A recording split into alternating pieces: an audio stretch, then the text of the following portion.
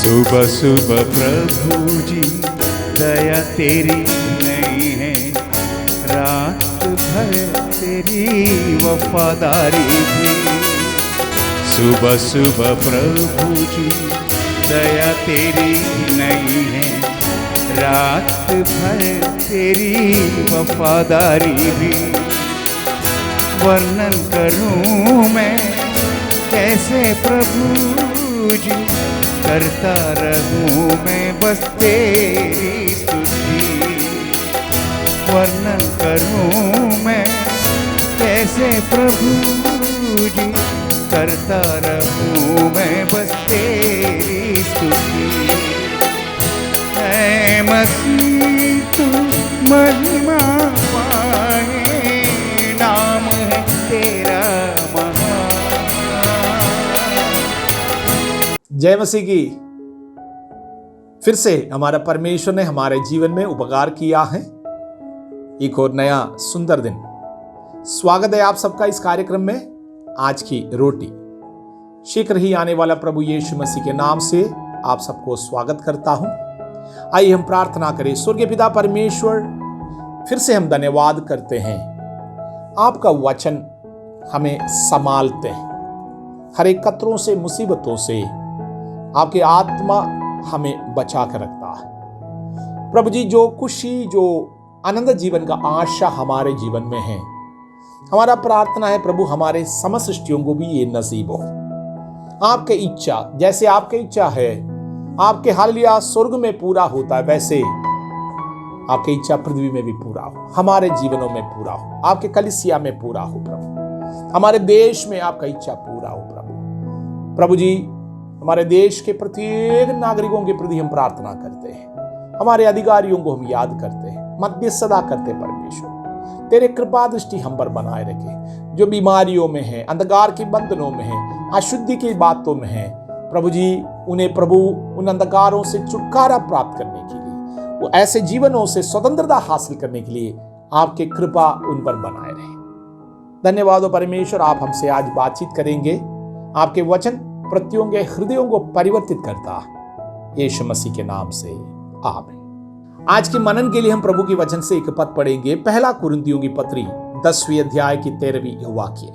तुम किसी ऐसे परीक्षा में नहीं पड़े जो मनुष्य के सहने से बाहर है, और परमेश्वर सच्चा है, वो तुम्हें सामर्थ्य से बाहर परीक्षा में न पड़ने देगा, वरन परीक्षा के साथ निकास भी करेगा कि तुम सह सको।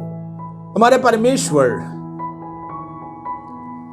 हमारे तुल्य प्रत्येक बातों में परखा गया, पाप को छोड़कर।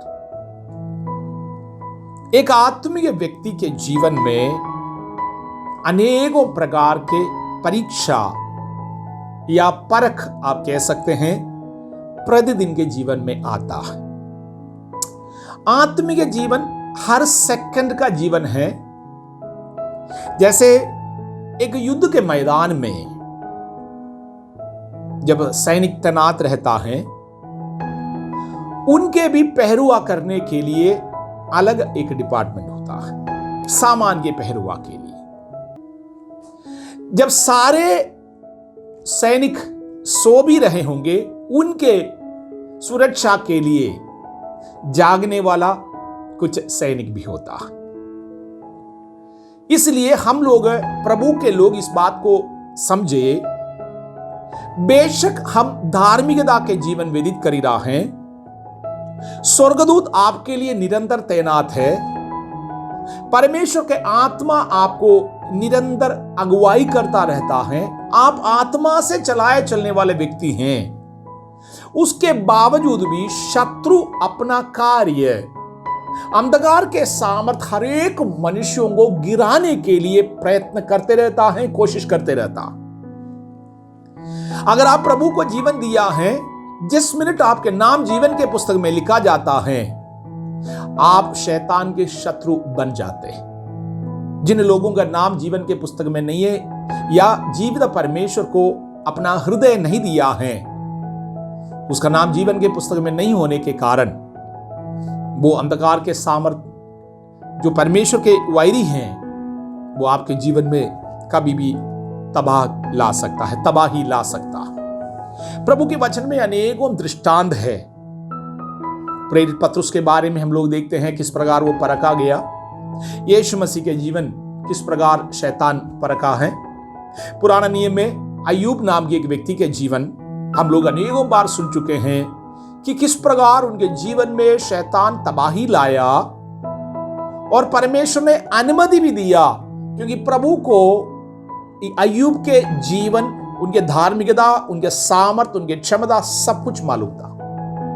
पतरुस के लिए जब अनुमति मांगा गया, पतरुस के लिए परमेश्वर यीशु मसीह ने प्रार्थना किया, उसको शैतान के द्वारा परखने के लिए मौका नहीं दिया।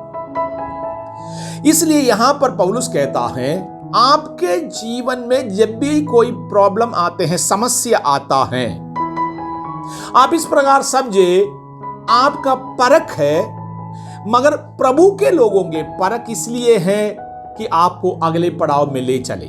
पौलुस कहता है, आप जितने परीक्षा सह पाते हैं उससे अधिक या उससे बढ़कर कोई परीक्षा आने नहीं देता। अय्यूब के जीवन में अगर बड़े तबाही आया है तो प्रभु को मालूम है, प्रभु के पूरा जिम्मेवारी है अय्यूब कितना सह पाते हैं, झेल पाते हैं और वो जयवंत हो पाते हैं। प्रभु उनके बारे में जानता है।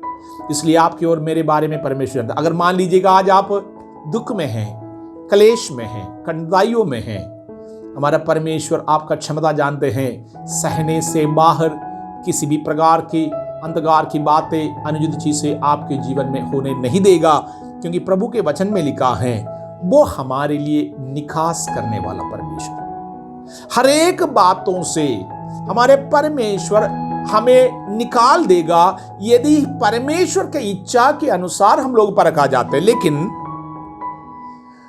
अनेकों बार हम अपने ही और बुद्धि और युक्ति के अनुसार, हमारे शरीर की अभिलाषाओं के अनुसार, आंखों की अभिलाषाओं के कारण पाप के ओर खिंच जाते हैं और पाप में फंस जाते हैं और मृत्यु हमारे जीवन में पैदा होता है।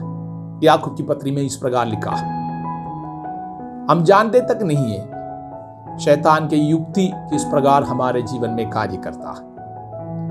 इसलिए मेरे प्रियो, आज के दिन हम इस बात को प्रभु से प्रार्थना में मांगे, प्रभु परीक्षा में पढ़ने से हमें बचाए। यीशु मसीह अपने चेलों को प्रार्थना सिखाया था, इसी रीति से प्रार्थना सिखाया था, परीक्षा में पढ़ने से हमको बचाए। हमारे प्रभु कभी भी अन्याय के, अनुचित बातों के, किसी प्रकार के बुराई के कारण के साथ हमारा परीक्षा होने नहीं देगा, क्योंकि वो हमें जानता है। यह कितना सौभाग्य की बात है, हमारा परमेश्वर हमको जानता, हमारे कमियां, हमारा ताकत, हमारे बल, हमारे कमी-कटियां, हमारी जरूरतें, सब कुछ हमारा परमेश्वर जानता है। हमारा परमेश्वर निकास करते हैं क्योंकि वो हम लोग सह सके। पौलुस जब इन बातों को लिखते हैं, अपने व्यक्तिगत जीवन से अनेक लोगों के जीवन के अनुभव को देखते हुए समझकर, पवित्र आत्मा की अभिषेक में होकर पौलुस इस बात को लिखता। आज का दिन परमेश्वर आपके जीवन में कार्य करे, हर एक परीक्षा में स्थिर रहने के लिए। हमारा परमेश्वर जो हमारे लिए निखास करा है, हमें जब तक बचा नहीं लेता है, जब तक परमेश्वर अनुमति देता है, प्रत्येक बातों में स्थिर रहने के लिए प्रभु आपके जीवन में कार्य करे। आशीषित रहे यीशु मसीह के नाम से, आमीन।